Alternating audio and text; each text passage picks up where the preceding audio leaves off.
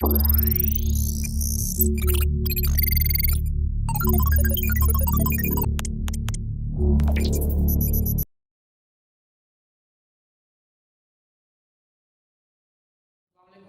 Networks में मैं हूं नवीद अहमद। लास्ट टाइम हमने जो टॉपिक कवर किया था वो हमने ट्रांसमिशन मीडिया का टॉपिक कवर किया था। अब हम ये देख रहे हैं कि उस ट्रांसमिशन की जो टाइप्स हैं सिंक्रोनिक्स और एसिंक्रोनिक्स, इन दोनों के अंदर क्या क्या डिफरेंसेस हैं और इनमें से कौन सा अच्छा है, ठीक है, एज कम्पेयर टू अनदर।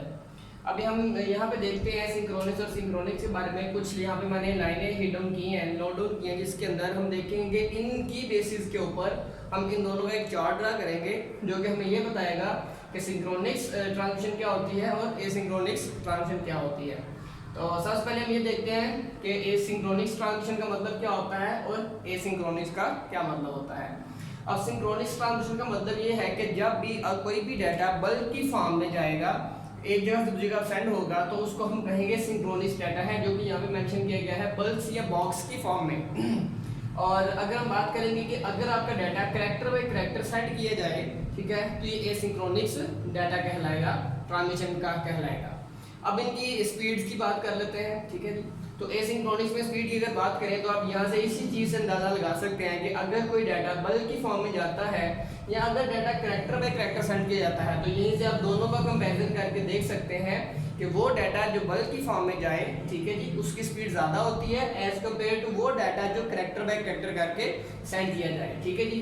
तो यहाँ पे जो इसकी स्पीड है सिंक्रोनिक्स की, ठीक है, वो क्या होगी, फास्ट होगी एज कम्पेयर टू एसिंक्रोनिक्स, क्योंकि एसिंक्रोनिक्स के अंदर जो हमारी स्पीड है वो करैक्टर बाय करैक्टर है, इसकी वजह से उसकी स्पीड क्या होगी, लो स्पीड होगी। अब हम बात करते हैं कॉस्ट की। कॉस्ट हम किस तरह से जो है वो किसी भी चीज़ की डिटरमिन करते हैं, ये देखने के लिए कि हमारे पास जितना बल्क में डाटा होगा उतनी ही हमें बैंडविड्थ रिक्वायर्ड होगी, और अगर हम जितनी ज़्यादा बैंडविड्थ हमें रिक्वायर्ड होगी उसका मतलब है कि उसकी प्राइस उतनी ही ज़्यादा होगी, ठीक है। तो इसका मतलब ये होगा कि सिंक्रोनिक्स जो ट्रांसमिशन होती है उसके अंदर जो हमारी कॉस्ट होती है वो बहुत ज़्यादा होती है। इट मीन कि सिंक्रोनिक्स ट्रांसमिशन हमारे पास जो है वो एक्सपेंसिव ट्रांसमिशन जो है वो कहलाती है, ठीक है जी। और अगर हम बात करें एसिंक्रोनस की, तो ये उसके लिहाज से कॉस्ट इफेक्टिव है, मतलब ये कि ये सस्ती है।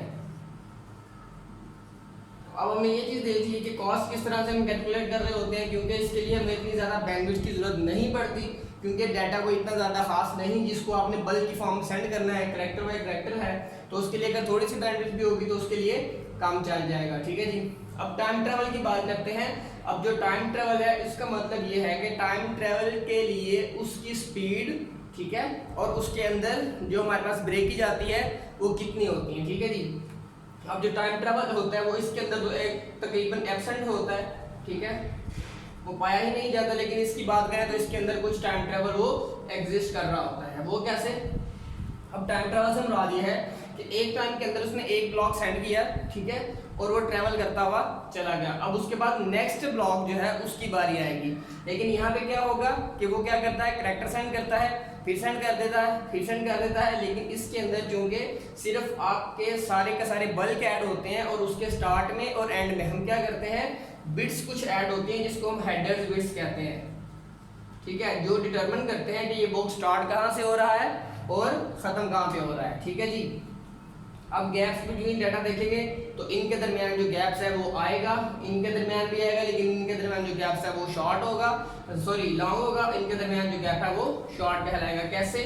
जब आपने एक दफा एक बल्क डाटा जो है वो सेंड किया, ठीक है जी, अब इसके अंदर क्या है, आपने एक्स सेंड कर दिया, ई कर दिया, एल कर दिया, एल और फिर ओ। अब इसका मतलब है कि इसके अंदर जो इंटरवल है वो बहुत ज़्यादा शॉर्ट है, ठीक है, और इसके अंदर थोड़ा सा लॉन्ग इंटरवल एग्जिस्ट करता होता है, ठीक है जी। अच्छा जी, अब जब हमने सिंक्रोनस और एसिंक्रोनस को इम्प्लीमेंट करने की बात करनी है तो यहाँ पे आपको दो चीज़ें दिखाई देनी चाहिए कि सिंक्रोनस के लिए एक तो हमें क्या चाहिए होती है, ज़्यादा बैंडविड्थ चाहिए होती है। क्यों?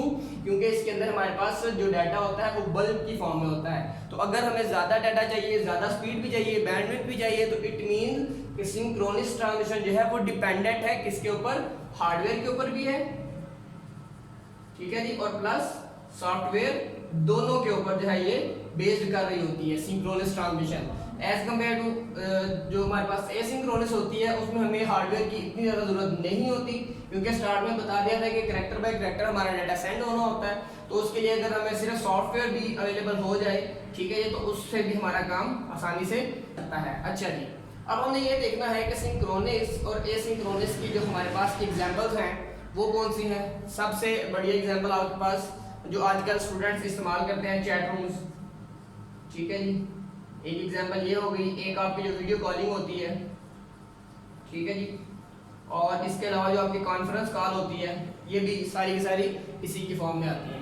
अच्छा जी, अगर हम बात करते हैं एसिंक्रोनस की, तो हमारे पास जितने लेटर्स होते हैं जो आप टाइप कर रहे होते हो, आपके पास जितने फोरम्स होते हैं, ठीक है, और इसके अलावा आपकी जो जीमेल्स है वो सारी की सारी डिपेंड कर रही होती हैं एसिंक्रोनस के अंदर। क्यों? क्योंकि इसके ऊपर आपकी रियल टाइम जो है वो कम्युनिकेशन नहीं हो रही होती। यहाँ पे जो आपकी सिंक्रोनस है उसके ऊपर आपकी रियल टाइम कम्युनिकेशन हो रही होती है। रियल टाइम से मुराद क्या है कि आप उसको सेंड भी कर रहे हैं, रिसीव भी कर रहे हैं, रिस्पॉन्ड भी कर रहे हैं और उसका रिस्पॉन्स ले भी रहे हैं, ठीक है। तो ये दोनों तरफ से जो है ना वो आपको कम्युनिकेट करने के लिए इस्तेमाल की जाती है, ठीक है जी। रियल टाइम कॉलिंग हो, इसीलिए इसको चैट रूम्स और वीडियो कॉलिंग जो है वो इसकी एग्जाम्पल है। और एसिंक्रोनस के अंदर हमारे पास जो लेटर्स हम टाइप करते हैं, जो फ्यूरम्स हमारे पास अवेलेबल होते हैं, या जीमेल जिसके अंदर आप मुख्तलिफ किस्म की कुछ भी टाइप कर रहे होते हैं, तो वो साथ साथ लिखता जा रहा होता है, सेंड नहीं होता, ठीक है जी।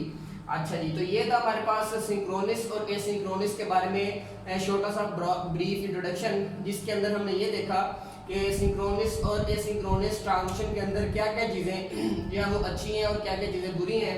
अब देखेंगे तो इसके अंदर अगर हम दोनों का सिनेरियो देखें, तो अगर हमें डाटा वाइज के लिहाज से चाहिए हो तो ये बेहतरीन है, क्योंकि इसके अंदर हमारे पास बल्क फॉर्म में डाटा जा रहा होता है, लेकिन यहाँ पे कैरेक्टर जा रहा होता है।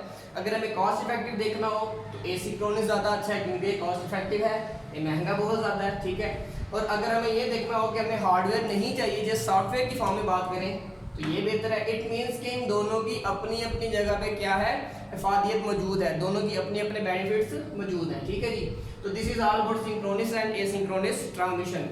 तो इसी लेक्चर के अंदर किसी किस्म का आपके पास क्वेश्चन मौजूद हो तो आपने कमेंट सेक्शन में जाना है, वहाँ पे आपने लिखना है ASK आस्क, और उसके बाद आपने अपना क्वेश्चन मेंशन कर देना है जो भी आप पूछना चाह रहे हो, ठीक है जी। मिलते हैं अगले लेक्चर में। अस्सलाम वालेकुम।